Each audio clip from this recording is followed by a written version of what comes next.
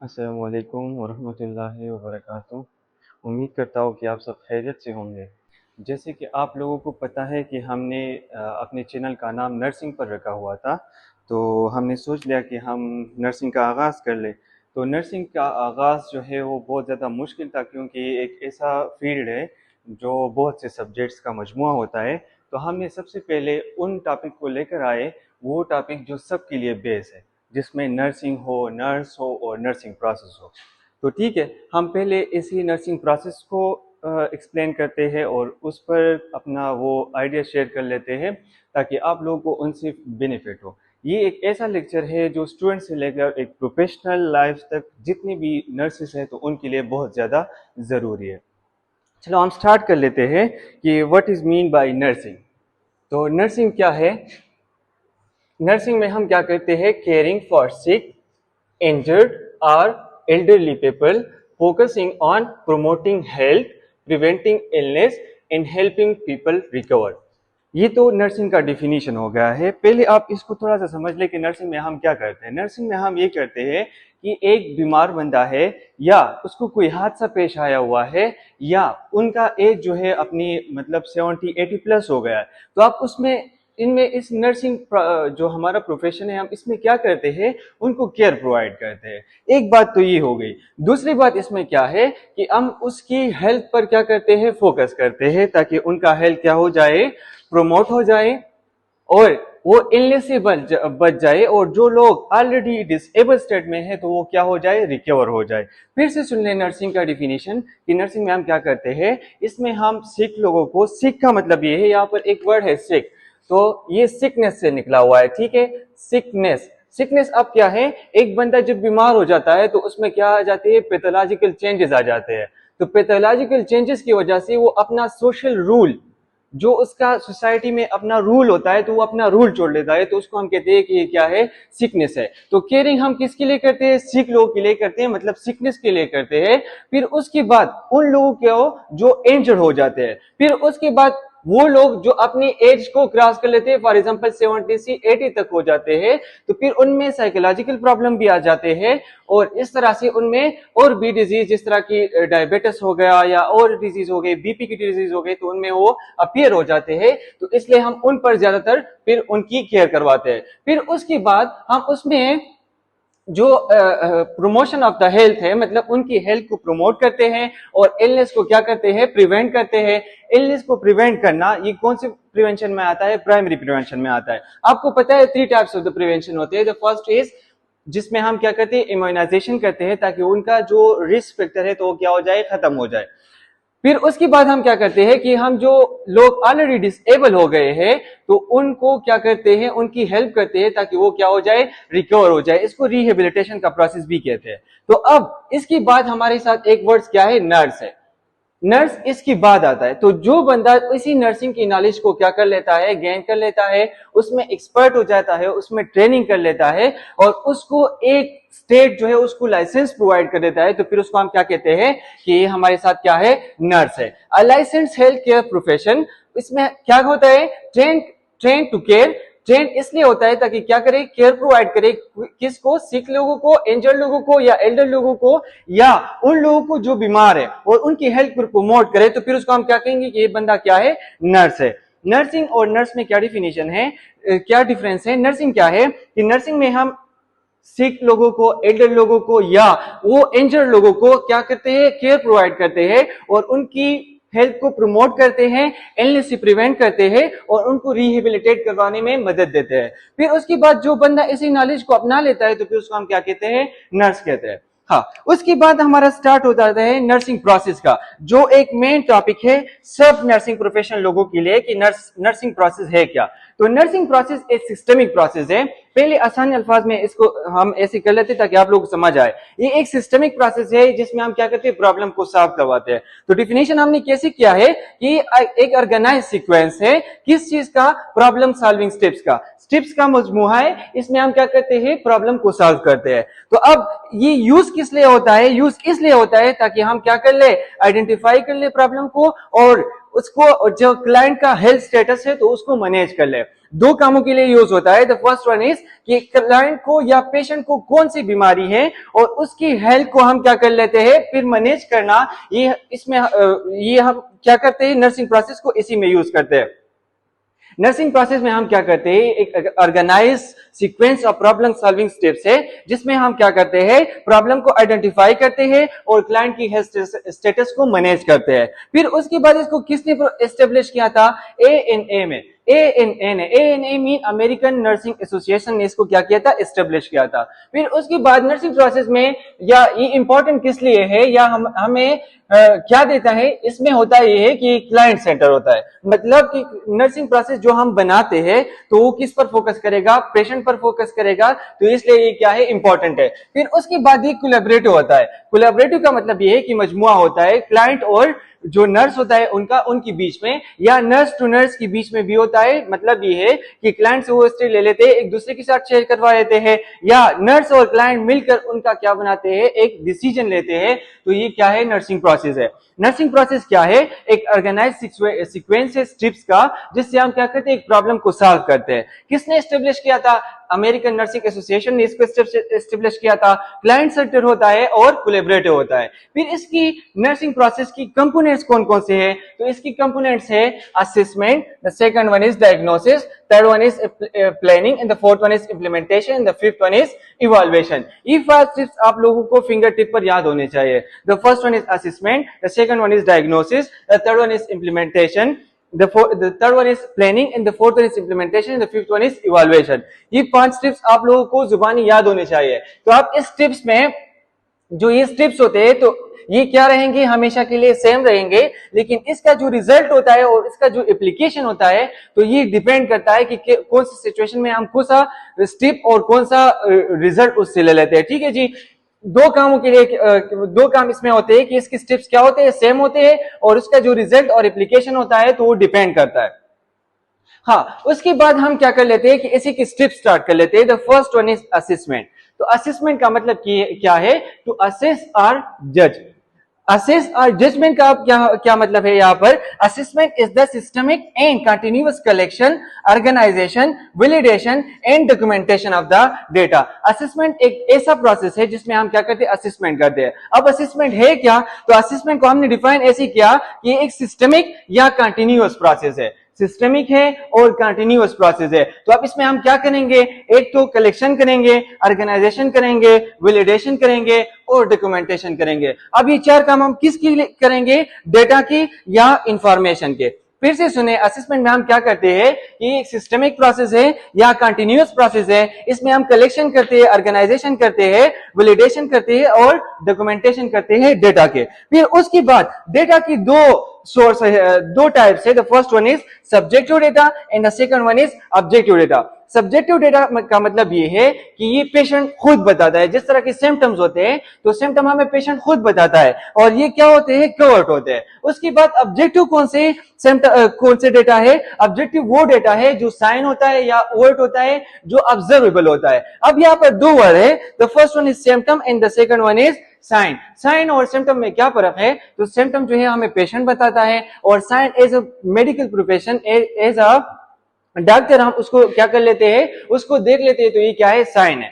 उसके बाद डेटा की 2 सोर्स है। The first one is primary source and the second one is secondary source. Primary source वो direct source होता है जो हम किससे लेते हैं, पेशेंट से डायरेक्टली ले लेते हैं। और सेकेंडरी सोर्स में हम क्या कर लेते हैं कि उसके एक्स्ट्रा जितने सोर्सेज है, मतलब इसका ये है कि उसके जो रिपोर्ट्स होते हैं या पेशेंट के साथ जो अटेंडेंट आता है, हम उनसे उसको क्या कर लेते हैं, कलेक्ट कर लेते हैं। तो ये डेटा के क्या हो गए, 2 सोर्स हो गए। फिर उसके बाद असेसमेंट की 4 टाइप्स है। The first one is initial assessment, emergency assessment, टाइप्सलेस assessment and the problem focus assessment. इसको कैसे डिफाइन करते हैं, डिफाइन ऐसे करते हैं कि इनिशियल असेसमेंट कौन सा असेसमेंट होता है, वो असेसमेंट जब एक पेशेंट आपके पास आ जाता है तो उस टाइम जब हम उसको असेस कर लेते हैं तो ये क्या है, इनिशियल असेसमेंट है। फिर उसके बाद आता है क्या, प्रॉब्लम फोकस असेसमेंट। तो प्रॉब्लम फोकस असेसमेंट में क्या होता है कि जो इनिशियल असेसमेंट है तो हम उसको क्या कर लेते हैं, एक्सपेंड कर लेते हैं। हैं। अब इसी प्रॉब्लम फोकस असेसमेंट में हम क्या करते हैं, फॉर एग्जांपल किसी को क्या है, टीबी है, तो हम उसी असेसमेंट पर फोकस करते हैं कि इसको टीबी है,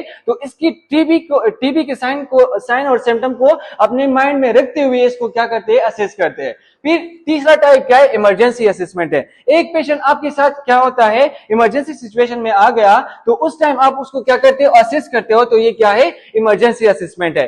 4 नंबर पर क्या है, टाइम लैप्स असेसमेंट है। टाइम लैप्स असेसमेंट ऐसा असेसमेंट होता है कि फॉर एग्जांपल अभी हमारे साथ एक पेशेंट आया और मैंने उसको असेस कर लिया, फिर उसके बाद हम क्या करते हैं, उसको कहते हैं कि आप 2-3 महीने बाद आ जाए, आप ये मेडिकल जो ट्रीटमेंट आपको मिला हुआ है या आप इसको फॉलो करें और उसके बाद आप आ जाए, तो इसको हम क्या कहते हैं, time lapse assessment. 4 types of the assessment हो गए। The first one is initial assessment, emergency assessment, problem focus assessment and the time lapse assessment. फिर डेटा कलेक्शंस की जो हम असेसमेंट का प्रोसेस कर रहे थे, तो उसमें 4 प्रोसेस थे। The first one is collection. तो कलेक्शन हम कैसे करते हैं, कलेक्शन का मेथड क्या है, तो 4 प्रोसेस से हम इसको करते हैं। The first one is inspection, palpation, percussion and auscultation. Inspection में क्या होता है, इंस्पेक्शन में 2 टाइप्स की वो इंक्लूड होते हैं। The first one is interview and observation. अब इंस्पेक्शन में हम क्या करते हैं, इंटरव्यू में क्या करते हैं, इंटरव्यू में हम उससे क्वेश्चंस करते हैं। अब ये भी क्वेश्चन अराइज होता है कि कौन सा क्वेश्चन होगा, क्लोज एंडेड होगा या ओपन एंडेड क्वेश्चन होगा, तो उससे हम ओपन एंडेड क्वेश्चन करते हैं ताकि वो क्या हो जाए, कंफर्ट फील करे हमारे साथ। उसके बाद हम उसकी ऑब्जर्वेशन करते हैं, तो अब ये ऑब्जर्वेशन उसकी क्या होगी, विजुअल ऑब्जर्वेशन होगी, जो जिसको हम क्या करेंगे, उसको देखेंगे। तो डेटा कलेक्शन में फर्स्ट स्टेप क्या होगा, इंस्पेक्शन का हो गया। इंस्पेक्शन में इंटरव्यू और ऑब्जर्वेशन हो गया। फिर उसके बाद पल्पेशन है। तो पल्पेशन हम कहते हैं थ्रू सेंसेस उसको यूज करना। तो हम क्या कर लेते हैं, उसको उस पर हाथ रख लेते हैं, टच कर लेते हैं ताकि उसको फील करे। तो ये कौन सा प्रोसेस है, पल्पेशन है। The third one is percussion है। तो परकशन में हम क्या करते हैं, उसकी टेपिंग करवा देते हैं। फॉर एग्जांपल हमारे साथ बॉडी का एक ऑर्गन है, हमने उसको टेप कर दिया, तो उसका साउंड हमें बताता है कि ये साउंड इसी ऑर्गन से रिलेटेड ठीक है या ठीक नहीं है। किसी का डुअलनेस है, किसी का रेजोनेंस है, तो अकॉर्डिंग टू द जो हमारा प्रोसीजर है, तो वो ठीक जा रहा है या नहीं जा रहा है। फिर उसके बाद हमारे साथ क्या है, अस्कल्टेशन है। तो अस्कल्टेशन का वर्ड जो है उसमें स्टेथोस्कोप इंपॉर्टेंट है। तो स्टेथोस्कोप हम रख लेते हैं एक ऑर्गन पर, उसका क्या करते हैं, साउंड सुनते हैं। तो ये कौन सा प्रोसेस है, अस्कल्टेशन का प्रोसेस है। डेटा कलेक्शन में 4 प्रोसेस इन्वॉल्व है। The first one is inspection, the second one is palpation, the third one is percussion and the fourth one is auscultation. फिर यहां तक जो हमारा असेसमेंट का प्रोसेस था, तो थोड़ा सा रिवाइज करते हैं कि असेसमेंट में हम क्या करते हैं, कलेक्शन करते हैं, ऑर्गेनाइजेशन करते हैं, वैलिडेशन करते हैं और डॉक्यूमेंटेशन करते हैं।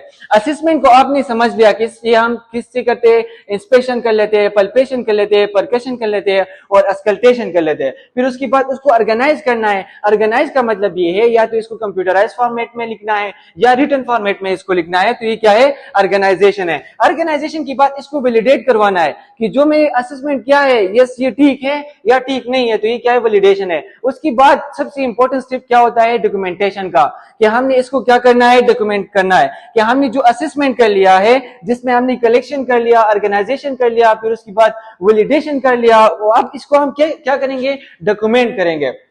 हाँ, उसके बाद हमारे साथ दूसरा जो स्टेप्स है नर्सिंग प्रोसेस का, वो है डायग्नोसिस। तो डायग्नोसिस में हम क्या करेंगे, प्रॉब्लम को आइडेंटिफाई करेंगे। अपनी ज़हन में आप लोग याद रखें कि इसमें हम क्या करेंगे, प्रॉब्लम को आइडेंटिफाई करेंगे। अब इसमें क्या होता है कि the nurse use critical thinking skills to interpret the client's assessment data to identify client problem. अब इसमें हमने क्या कर लिया, जो हमने पहले असेसमेंट लिया था, अब ये असेसमेंट, अब इसी असेसमेंट को हम क्या करेंगे, अपनी कॉग्निटिव लेवल से देखेंगे कि अब इसी असेसमेंट से हमें इसको कौन सा डिजीज और कौन सा प्रॉब्लम इस पेशेंट को हो सकता है। फॉर एग्जांपल हमने किसी से हिस्ट्री ले ली, उसकी साइन और सिम्टम्स हमें ये बताते हैं कि क्या हो रहा है, इस पेशेंट को ना नाइट स्वीट हो रही है, वीकनेस आ रही है, तो हम इसको क्या कहेंगे, ये टीबी का पेशेंट है। या इसको जो कफ है वो 3 वीक से ज्यादा हो रहा है, तो ये क्या है, टीबी का पेशेंट है। तो अब ने ये कैसे कहा कि इसका टीबी का पेशेंट है, तो मतलब इसका ये कि हमने अपनी कॉग्निटिव लेवल को, क्रिटिकल थिंकिंग स्किल्स को यूज किया। तो डायग्नोसिस प्रोसेस में हम क्या करते हैं, नर्स यूज करता है अपनी क्रिटिकल थिंकिंग स्किल्स को कि क्या कर ले, जो असेसमेंट उसने पहले लिया हुआ है उसको वाज़ेह कर ले, उसको इंटरप्रेट करे, तोड़ ले पार्ट्स में, कि क्या कर ले, एक प्रॉब्लम को आइडेंटिफाई कर ले। फिर डायग्नोसिस प्रोसेस में दो तीन बातें इंक्लूड होते हैं। The first one is analyse data. Analyse data का मतलब ये है कि आपने डेटा को पार्ट्स में कन्वर्ट कर लेना है। फिर उसके बाद प्रॉब्लम को आइडेंटिफाई करना और उसकी रिस्क फैक्टर को, आपने एक प्रॉब्लम को क्या कर लिया, आइडेंटिफाई कर लिया और उसकी रिस्क फैक्टर आइडेंटिफाई कर ले। The third one is diagnosis statement बनाना है। डायग्नोसिस स्टेटमेंट का मतलब क्या है कि आपने एक पेशेंट को कहा कि फॉर एग्जांपल आपको ये प्रॉब्लम है, तो आप इसको हम मेडिकल टर्म में कैसे लिखेंगे, तो इसको क्या कहते हैं, डायग्नोस्टिक स्टेटमेंट कहते हैं। अब ये जो डायग्नोसिस स्टेटमेंट है, अब ये दो बेसिस पर हो सकता है। The first one is two part. तो टू पार्ट में इंक्लूड होता है प्रॉब्लम एंड इटियोलॉजी। अब इस पेशेंट को कौन सा प्रॉब्लम है और इसका काज क्या है, तो ये टू प्रॉब्लम या टू पार्ट डायग्नोसिस हो गया। थ्री पार्ट डायग्नोसिस में क्या क्या इंक्लूड होता है, प्रॉब्लम और इटियोलॉजी तो इंक्लूड होते हैं लेकिन उसके साथ साइन एंड सिम्टम भी आ जाते हैं, तो ये क्या हो गए, थ्री पार्ट स्टेटमेंट में हो गए। अब यहां तक जो हमारा प्रोसेस है, तो क्या है, हम इसको फिर से थोड़ा सा कर लेते हैं कि नर्सिंग क्या है। नर्सिंग एक ऐसा प्रोसेस है जिसमें हम केयर प्रोवाइड करते हैं, किसको, एक सिक पेशेंट को, एक इंजर्ड पेशेंट को, एक एल्डरली पेशेंट को। अब इसको हम केयर क्यों प्रोवाइड करते हैं, ताकि इसका जो हेल्थ है तो वो क्या हो जाए, प्रिवेंट हो जाए और प्रोमोट हो जाए, और इसकी जो इलनेस है वो प्रिवेंट हो जाए और इसकी रिहेबिलिटेशन में हम इसकी हेल्प करवाए। जिस बंदे ने उसी नॉलेज को ले लिया तो वो क्या है, नर्स है। फिर उसके बाद हमारे साथ क्या है, नर्सिंग प्रोसेस है। तो नर्सिंग प्रोसेस क्या है, नर्सिंग प्रोसेस एक हमारे साथ स्टेप का सीक्वेंस होता है जिसके जरिए से हम क्या करते हैं, प्रॉब्लम को आइडेंटिफाई करते हैं। ये किसने एस्टेब्लिश किया था, अमेरिकन नर्सिंग एसोसिएशन ने एस्टेब्लिश किया था। फिर उसकी ये नर्सिंग प्रोसेस में क्या होता है कि क्लाइंट सेंटर्ड होता है और कोलैबोरेटिव होता है। 5 स्टेप्स से असेसमेंट हो गया, diagnosis, planning, implementation and evaluation. दो स्टेप्स हमने इसी में पढ़ लिए। The first one is assessment, to assess someone, to जज समवन। अब असेसमेंट में क्या क्या आता था, कलेक्शन आता था, ऑर्गेनाइजेशन आता था।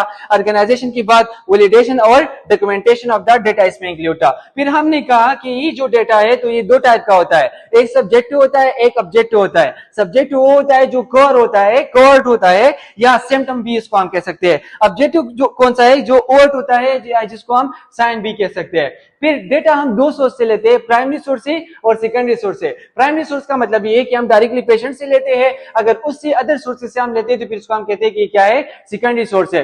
4 टाइप्स ऑफ द असेसमेंट है, इनिशियल असेसमेंट है, प्रॉब्लम फोकस असेसमेंट है, इमरजेंसी असेसमेंट है, टाइप लैप्स असेसमेंट है। फिर उसके बाद हमारे साथ क्या है, methods of the data collection है, क्या हम डेटा जो कलेक्ट करते हैं तो उसका मेथड क्या होगा। तो मेथड होता है inspection, palpation, percussion and auscultation. ये जनरल एग्जामिनेशन के लिए होता है। अगर आप लोग क्या कर रहे हो, एब्डोमिनल ऑर्गेनाइजेशन कर रहे हो, तो फिर आपने क्या करना है, अस्कल्टेशन को सेकंड पर रखना है, क्योंकि उससे क्या हो जाएगा ये आप लोग हमें कमेंट सेक्शन में बताओगे, ठीक है। उसके बाद हमारे साथ क्या है, डायग्नोसिस है। तो डायग्नोसिस में इंस्पेक्शन हो गया, पल्पेशन, परकशन, अस्कल्टेशन हो गई। फिर उसके बाद जो हमारा सेकंड स्टेप है तो उसमें डायग्नोसिस है। डायग्नोसिस में हमने क्या करना था, अपनी क्रिटिकल स्किल्स को यूज करना था, जो असेसमेंट हमने किया था उसको इंटरप्रेट करवाना था और उससे क्लाइंट्स की प्रॉब्लम को आइडेंटिफाई करवाना था। इसमें स्टेप्स इंक्लूड थे कि हम क्या कर ले, डेटा को एनालाइज कर ले, प्रॉब्लम को आइडेंटिफाई कर ले, उसकी रिस्क को, और उसके बाद हम क्या कर ले, डायग्नोसिस स्टेटमेंट बना ले। फिर हमने कहा कि अगर दो पार्ट स्टेटमेंट है तो उसमें प्रॉब्लम और इटियोलॉजी इंक्लूड होगी। अगर थ्री पार्ट डायग्नोसिस है तो फिर उसमें 3 पार्ट होंगे। The first one is problem, aetiology and sign symptom.